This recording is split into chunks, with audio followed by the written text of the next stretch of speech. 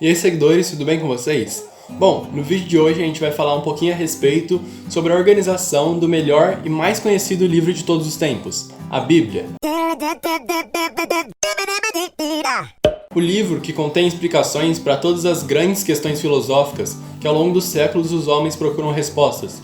Livro também esse que é nosso manual de vida e também regra de fé. E antes de começar o vídeo, eu recomendo também que vocês vejam o vídeo da Karina, que tem o tema Podemos confiar na Bíblia? E para começar o vídeo, vamos entender o que significa a Bíblia, qual é o significado de Bíblia.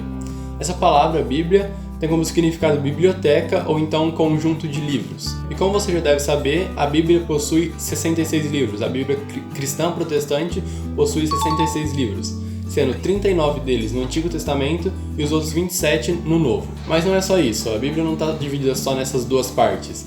Dentro do Antigo e do Novo Testamento estão outras divisões mais específicas que a gente vai falar um pouco mais pra frente. Mas o que são esse Antigo e Novo Testamento? Por que a Bíblia está dividida principalmente nessas duas partes? A palavra testamento significa aliança. E em nosso uso da palavra, a gente aplica ela aos livros bíblicos, dividindo a Bíblia assim então cronologicamente em dois períodos. O primeiro período sendo a Antiga Aliança, ou de Moisés, e o segundo período sendo a Nova Aliança, ou então de Cristo. A primeira organização coletiva dos livros da Bíblia que compõem o Antigo Testamento, na verdade, é bem antiga, por volta de 450 anos antes de Cristo, com a formação da Tanakh, que é composta pelo Pentateuco, que são os 5 livros de Moisés, e mais outros 19 livros. E esses livros foram ajustados por grandes estudiosos do judaísmo, que compreendiam a inspiração divina que unia esses 24 livros. A forma que o próprio Jesus cresceu e estudou a palavra provavelmente foi com esse entendimento coletivo da Escritura. E agora, dando um salto bem grande para o futuro, por volta de 1500 depois de Cristo,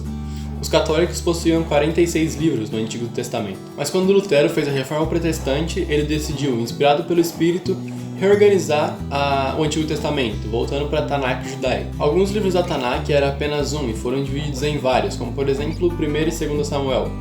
E assim, o Antigo Testamento passou a ter 39 livros, como a gente conhece hoje. Os livros que Lutero retirou do Antigo Testamento são chamados de apócrifos. Todos os livros bíblicos possuem muitas narrativas históricas que são confirmadas pelo estudo da história e da arqueologia. Mas esses livros apócrifos deixam a desejar quando se trata de confirmação arqueológica dos fatos narrados. Em muitos desses livros, os autores mentiam sobre suas identidades, e por isso eles não são tão confiáveis. E se você quiser entender um pouquinho melhor sobre isso, tem um vídeo muito bom de Israel Subirá, chamado De Onde Surgiu a Bíblia. E agora, falando sobre o Novo Testamento, os livros que seriam ou não sagrados foram decididos em uma reunião da igreja primitiva convocada pelo imperador Constantino, que foi o mesmo imperador que aboliu a perseguição aos cristãos. Então ele convocou uma reunião conhecida por Concílio de Nicéia, com todos os pais da igreja, pessoas que tiveram ligação com o evangelho puro, ou seja, aquele evangelho que foi pregado direto pelos apóstolos. E o consenso alcançado no Concílio de Nicéia a respeito dos livros que deveriam compor o Novo Testamento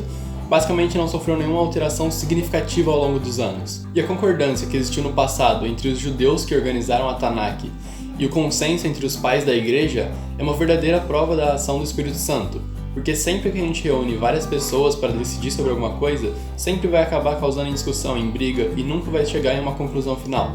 E depois de ver um pouquinho da história da organização da Bíblia, vamos ver então agora como é que ela está organizada nos dias de hoje. E o Antigo Testamento é dividido atualmente em 5 partes. A primeira delas é o Pentateuco, que também são conhecidos como livros da lei. São os primeiros 5 livros da Bíblia e estão em ordem cronológica. Então são Gênesis, Êxodo, Levítico, Números e Deuteronômio. Depois vem os livros históricos. Esse grupo de livros é composto por 12 livros que relatam toda a história de Israel, desde a entrada até a conquista da terra prometida a Canaã. E esses livros também estão em ordem cronológica. E o grupo de livros que fazem parte dos livros históricos vão desde Josué até Esther. E o terceiro grupo de livros são os livros poéticos, que são compostos por 5 livros que são escritos em forma de cânticos ou então de literatura poética. E diferente dos outros grupos que eu citei anteriormente, eles não são divididos em forma cronológica, e sim de acordo com a sua relevância. E os livros que fazem parte do grupo de livros poéticos vão desde Jó até Cantares. E o quarto grupo pertence aos profetas maiores. São 5 livros que contam a história dos profetas que mais profetizaram na história de Israel. E esses livros são organizados em ordem de relevância e não em ordem cronológica. E os livros que pertencem ao grupo dos profetas maiores vão desde Isaías até Daniel. E o quinto e último grupo de livros são os profetas menores. São divididos em 12 livros e contam a história e ministério de 12 grandes profetas de Israel.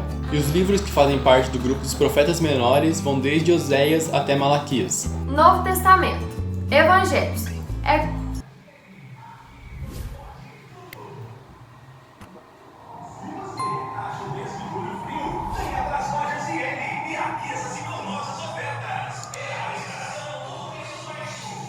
Novo Testamento. Evangelhos. É composto por 4 livros que narram a história de Jesus, desde o seu nascimento, obra, ministério, redenção e ascensão ao céu. São eles Mateus, Marcos, Lucas e João. Históricos. É apenas um livro, na verdade, que é Atos dos Apóstolos, que conta a história dos apóstolos e da instituição da primeira igreja, a igreja primitiva. Também tem as cartas ou epístolas, que foram escritas pelos apóstolos e direcionadas à igreja em diferentes localidades, cidades, países e até mesmo continentes. São 21 no total, sendo que 13 são escritas por Paulo e as outras 8 foram escritas por autores diversos. As cartas paulinas são Romanos, 1 e 2 Coríntios, Gálatas, Efésios, Filipenses, Colossenses, 1 e 2 Tessalonicenses, 1 e 2 Timóteo, Tito e Filemão. As cartas de autores diversos são Hebreus, Tiago, 1 e 2 Pedro, 1, 2 e 3 João e Judas. Revelações. Este grupo é composto por apenas um livro que traz toda a revelação dos últimos acontecimentos da igreja aqui na Terra, e é o livro de Apocalipse. Tá bom, agora que já estudamos todo o contexto de organização da Bíblia, como ela está organizada, e também vemos a soberania de Deus dirigindo tudo, deixa eu te dizer uma coisa. A Bíblia é uma fonte imensa de conhecimento, tanto histórico quanto espiritual, mas ela não funciona se você não a abrir e estudar. No Salmo 119, versículo 97 ao 99, o salmista revela o quanto a palavra tem poder para dar conhecimento e sabedoria. Ele diz: ó, quanto amo a tua lei! É a minha meditação em todo o dia. Tenho mais entendimento do que todos os meus mestres, porque os teus testemunhos são a minha meditação. Entendo mais do que os antigos, porque guardo os teus preceitos. Repare que o salmista diz que medita na palavra todos os dias e que é mais sábio do que os seus inimigos, porque a guarda no coração. Ainda não foi descoberta uma maneira de transferir o conhecimento dos livros para o cérebro sem ser lendo. Então eu acho que se você quiser ser inteligente e sábio para tomar decisões, você vai ter que começar a ler a Bíblia. Em João 17:17, nós vemos o poder da palavra para trazer santificação, trazer santidade para a nossa vida. Santifica-os na tua verdade. A tua palavra é a verdade. É Jesus quem está dizendo isso aqui. Ele está orando e falando para Deus nos santificar por meio da palavra dele. A nossa meditação tem que estar continuamente na palavra do Senhor, porque só assim nós teremos luz para os nossos caminhos e então não tropeçaremos e nem cairemos. E este foi o vídeo de hoje. Eu espero que você tenha gostado e espero que você tenha sido abençoado. Se você gostou, então deixe seu like aqui embaixo, compartilhe o vídeo com os seus amigos para que eles possam ouvir essa mensagem também. Se inscreve no canal se você não é inscrito, ative o sininho para receber notificações de novos vídeos e comenta aqui também pra gente saber o que você achou. E é isso, tchauzinho!